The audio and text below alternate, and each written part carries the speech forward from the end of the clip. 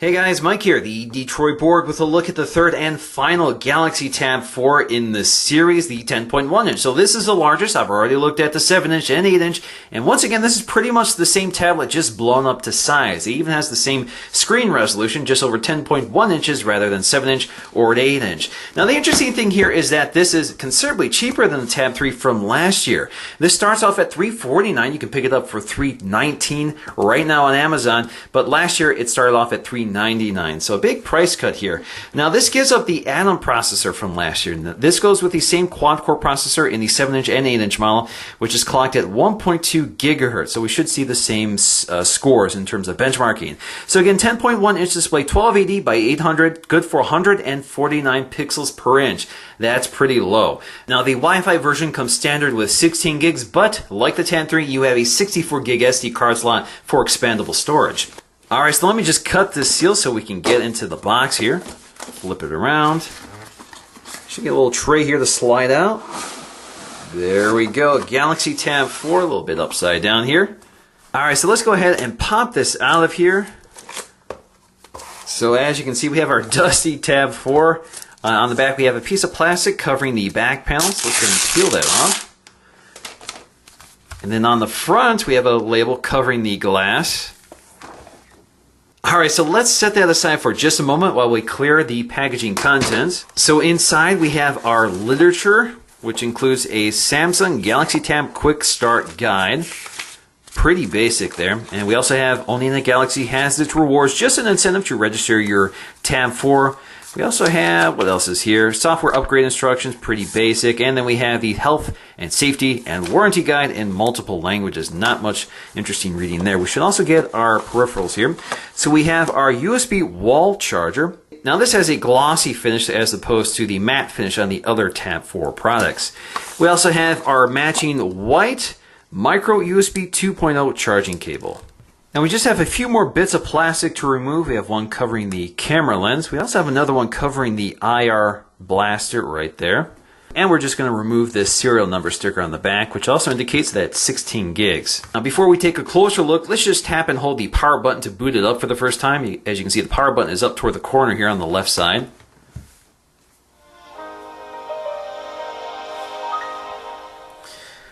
So thankfully, they've retained the stereo speakers on this tablet, so you have nice stereo speakers on the left and right, and it makes a huge difference here. Alright, so let's take a look at the design of the Galaxy Tab 4 10.1 inch, which is pretty much the same dimensionally as last year. It's a little squarer this time, doesn't have that round design from last year's Tab 3, but dimensionally they have the same thickness, width, and height. It is slightly lighter now, it's closer to 1 pound, 1.07 pounds. So that's great because they retain the same battery size and overall dimensions, but reduce the weight to make it even more comfortable to handle.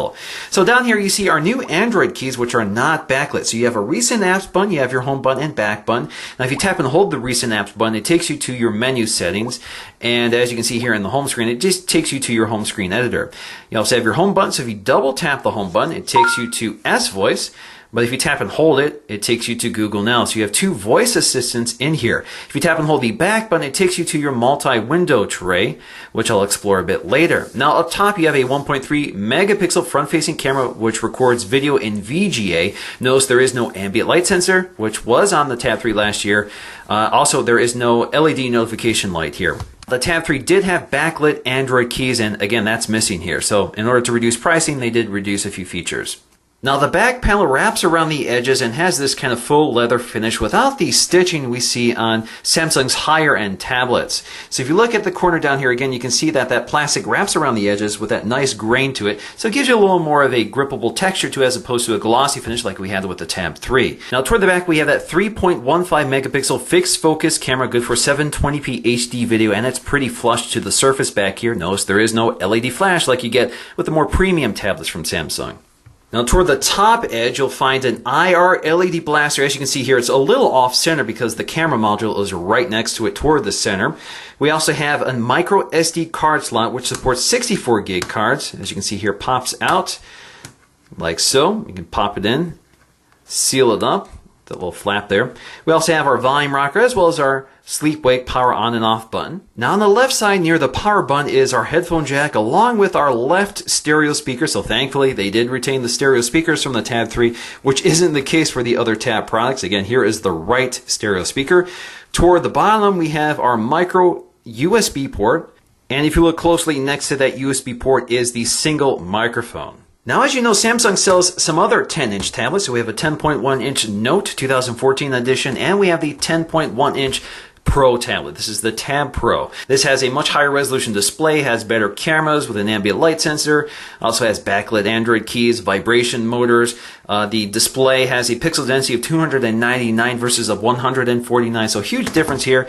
Also, the Note has 3 gigs of RAM as opposed to 1.5 gigs on the Tab 4 or the 2 gigs on the Tab Pro. We're going to take a look at benchmark scores in those tablets when we compare them later in this video.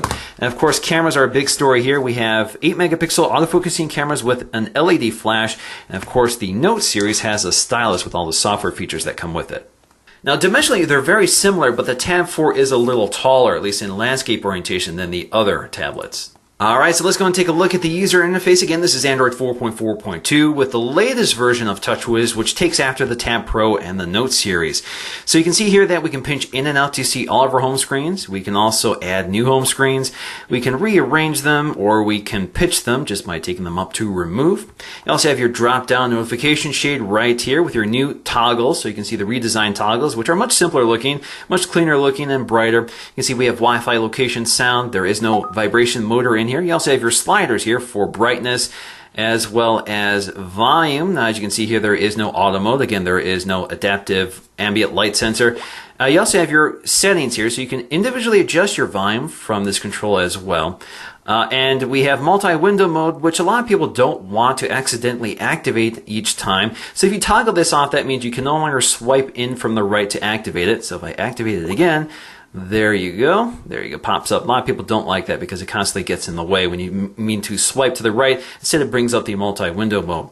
You also have screen mirroring, which again allows you to mirror this device's screen wirelessly to an all-Sharecast equipped device like a Samsung Smart TV. We also have Smart Stay, which watches for the presence of your eyes and prevents the screen from going to sleep. If it doesn't see it, you'll get a little warning up here in the drop-down notification shade that the camera can't see your eyes and it will go to sleep. You also have power saving mode and blocking mode. Now, if you go up here, you can see all of your toggles, which includes airplane mode. You can also go up here to edit your toggles. So if you want to add additional ones or remove them or rearrange them, you can. So as you can see here, you can just drop them and it bumps them out of the way. You can also toggle off brightness and volume controls. If you don't want those to appear in your drop-down shade, you can do that as well. I'm not sure why you would, but you can.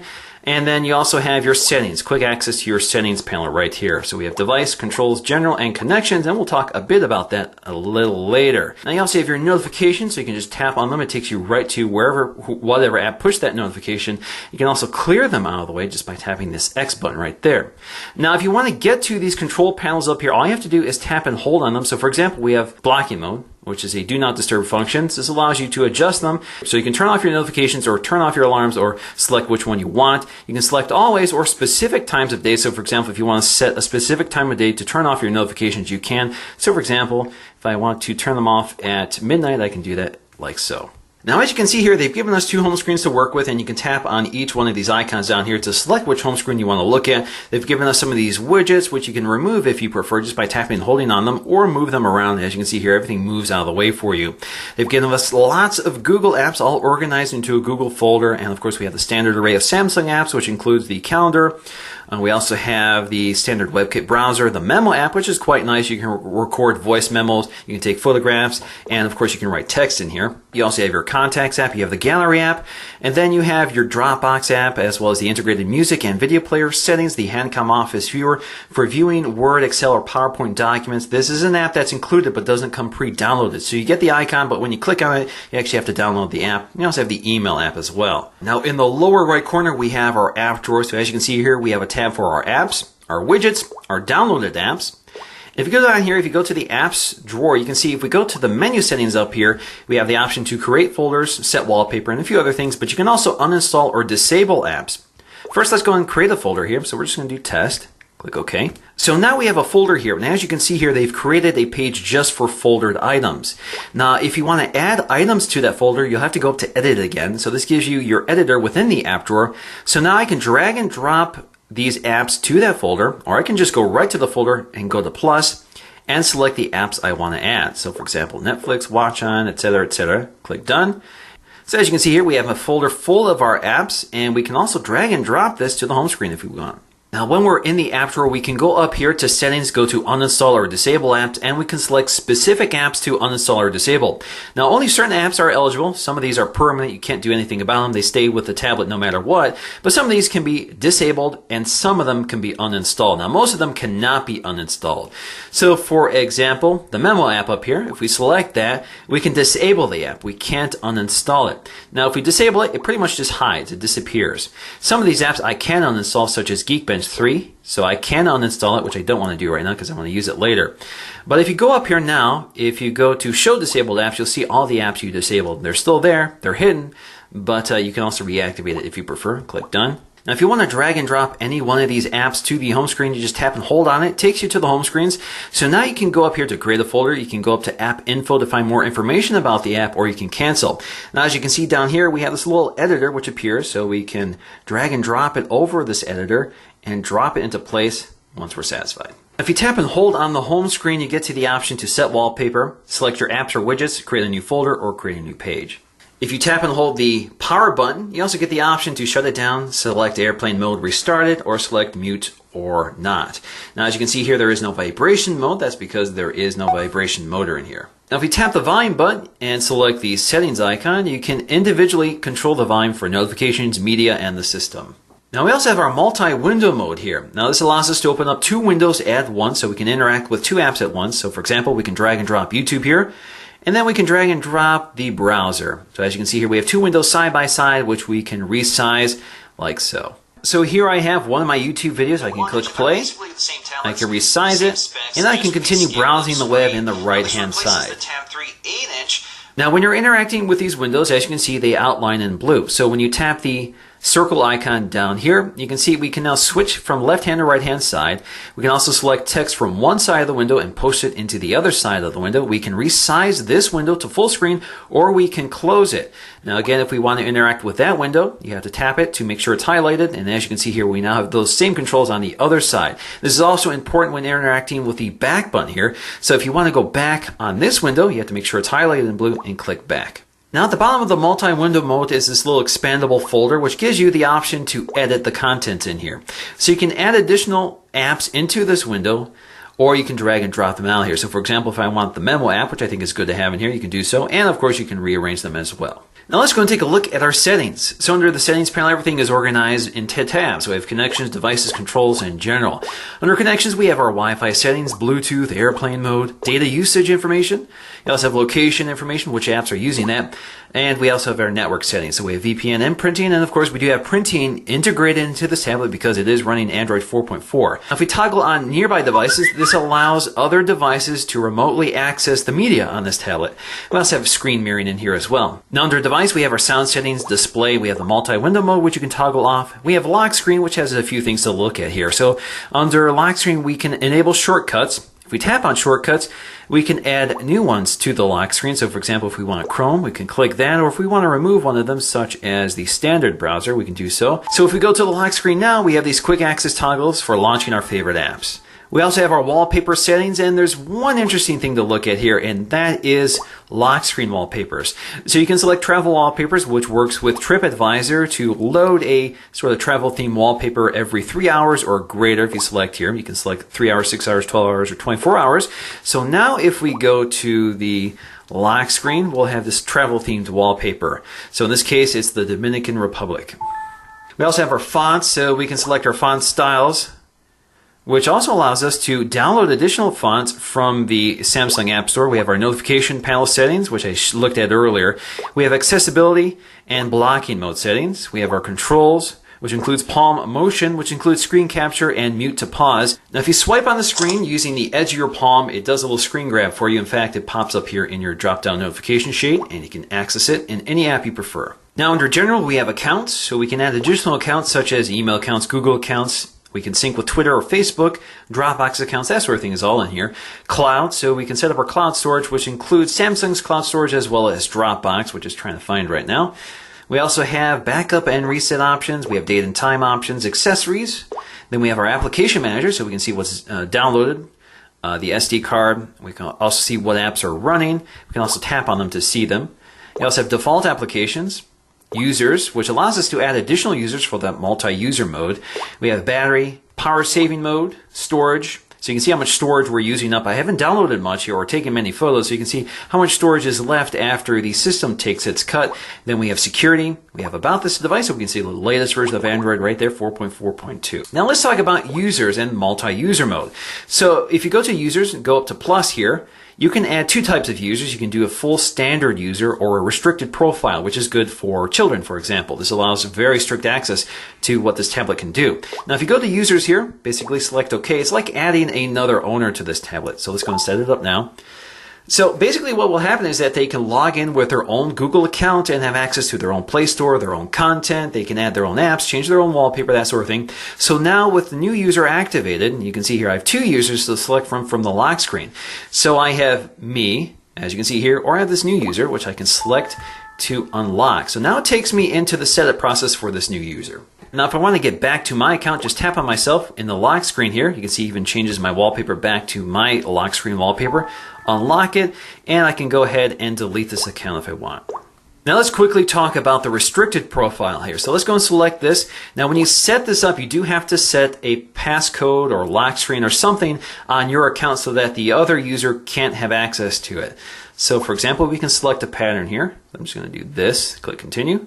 So basically I can configure this account now. I can name this person, so I can say kid, and I can also change the profile picture. So for example, I select the profile picture, I can take an image or select one from my gallery. And now I can select specifically what apps this account has access to. So for example, I can select Netflix. But also under Netflix, you get this little settings icon. So you can disable profile switching under that app, but some other apps have a few more things here, such as play movies and TV. So if I select this and select the gear icon, I can now restrict certain content based upon age. So I can restrict that here. Once I've selected the apps they have access to, I can go to that account and show you exactly what they're going to experience here. So I'm going to select kid here, swipe to unlock. So as you see here, they basically have a home screen which they can customize. They can go to their app drawer and add the available apps that they have access to, such as Netflix. So we can tap and hold it and drag it to the home screen. They also have that drop-down notification shade. As you can see here, they have the profile in the left side. And if you want to select that to jump to the lock screen to change the profile, you can do so as well. Now, under the notification panel settings, we also have something called recommended apps. Now, this is on by default, but you can toggle this off. But basically, what happens with recommended apps is if you connect a pair of headphones, as I just did right there. If we go to the drop-down shade now, you have these recommended apps that are audio specific or media specific, such as YouTube, the music player, Watch On, and the video player. You can also edit this by going up here to select specific apps you want to add. But alternatively, you can also go to the notification panel here, go up to recommended apps, and as you can see here, you can see the ones that are available for recommended apps, and go up to edit as well to specify which apps you would prefer. Now, instead of digging through these menus to find what you're looking for, you can also just go up to search. So for example, if you want to find that multi-user mode, just tap in user. You can see right there, it takes you right to that panel. Now let's go ahead and take a look at our keyboard here. I'm just going to go to the memo app, create a new memo. So you can see we have a full QWERTY keyboard with a number row as well as these directional keys, which is very nice to have. So you can see here that when caps lock is activated, you get a little icon in the lower or in the upper right corner of the shift key. You also have your settings here. So if you tap on that, it takes you to your settings panel, which includes things like continuous input. So if you enable this, you now have a swipe-like keyboard. So let me show you this.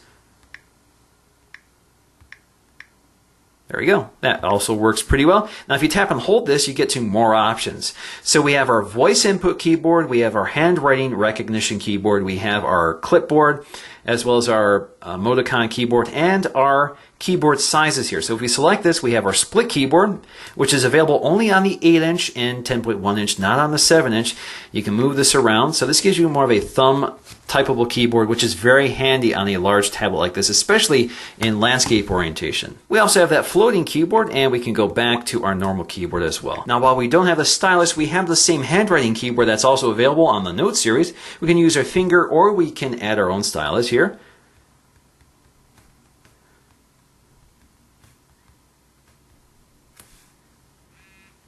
And it recognizes punctuation as well. Now let's quickly take a look at the Watch On app and set this up. So what you have to do is establish where in the world you are so it can find your available services. Alright, so I'm just going to select my service provider. So now you see I have two tabs here. I have On TV and On Demand, so I can see what's on TV right now. If I want to watch that, all I have to do is tap on it, click Watch This Channel, and it will broadcast the IR code to my TV. But first, I have to set up my equipment here. So let me go to Setup. I'm going to select my Samsung Smart TV, click Next. Turn on TV. It's basically programming the device to recognize your TV, and if that's the correct code, click OK, click Next, and then I have to select my service, which is Comcast, click Next, send it to my set-top box. Again, if that is correct, we're going to click OK, and so now I have my remote control. I can input my channel numbers, I can select my channel from here, volume, power things off, that sort of thing right from here, and then if I go ahead and click Watch, it's turning to HBO for me, and I can start watching my programming all without digging through the menus on my television. Alright, so let's briefly take a look at the camera app. So we do not have tap to focus here, and we do not have tap to auto exposure. That happens automatically, or you can select that manually. You can take your photograph. You also have your effects here, so you have grayscale, sepia, negative, or no effect.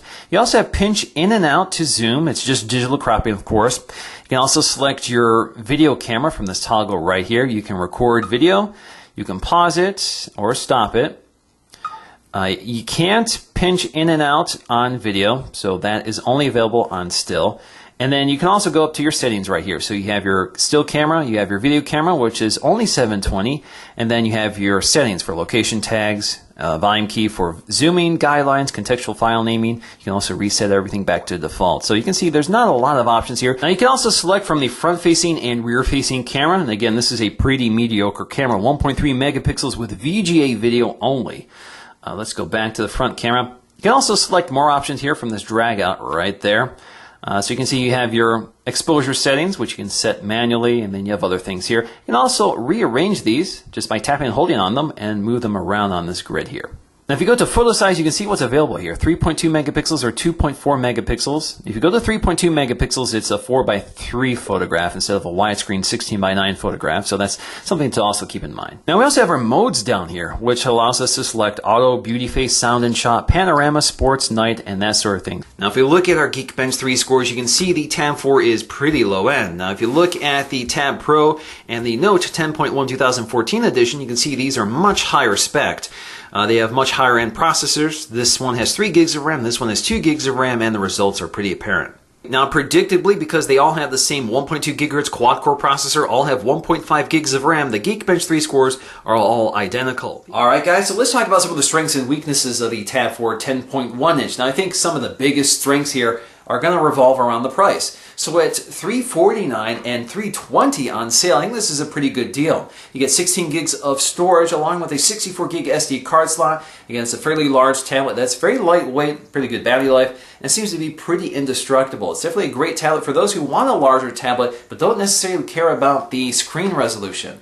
The other strength here are the speakers. So if you're going to use your tablet for movie watching without your headphones, this is going to be one of the best sounding tablets at any price. So those stereo speakers definitely make a big impact here and certainly are much better than the ones on the 7-inch and 8-inch Tab 4. And of course you got the latest version of Android, 4.4.2, with an updated version of TouchWiz, which is actually pretty decent. So you don't get too many features with TouchWiz. I think you just get the right amount of them, and only the ones that are particularly useful without bogging down system performance too much. Now in terms of cons, this is going to vary by user, but for me the biggest one is the display. The resolution is pretty poor. Most people are used to much higher resolution displays either on their laptop or their computer, desktop computer, or their phone, and certainly 149 pixels per inch is going to be noticeable, especially when you're reading text. The other problem here is going to be performance. Again, we're running TouchWiz on fairly low-end hardware, so it's definitely noticeable here. It's a little laggy, especially if you're used to the performance of other products. But again, it's not a deal breaker here. It's still a very usable tablet that gets the job done with some interesting features. And of course, these have terrible cameras. There's no autofocusing, the color reproduction is very poor on them, and it's just not a camera you're going to be using for day-to-day use. You're probably going to prefer your cell phone camera. These cameras are really there when you need them. They're kind of a utility more than a feature. Now, in terms of which one I prefer, it's kind of a toss-up. I'm a big fan of the 7-inch with that small form factor and the small bezel, but I think the 8-inch is the right size, and it actually seems to be a better performing tablet for whatever reason. I think the 8-inch is the perfect size, that kind of mid-size form factor, while the 8-inch tends to be a little bit big, a little bit bulky, and with such a low-resolution display, it's kind of hard to really get behind the 10.1-inch, but for a lot of people, that's not an issue, and it's quite a bargain for a large tablet. So for me, I think the sweet spot is going to be the Tab 4 8.0. So I'm curious what you guys think. What size tablet would you prefer? The 10.1-inch, the 8-inch, or the 7-inch? Alright guys, so that's going to do for me in this video. Thanks for watching, and I'll see you again in the next video.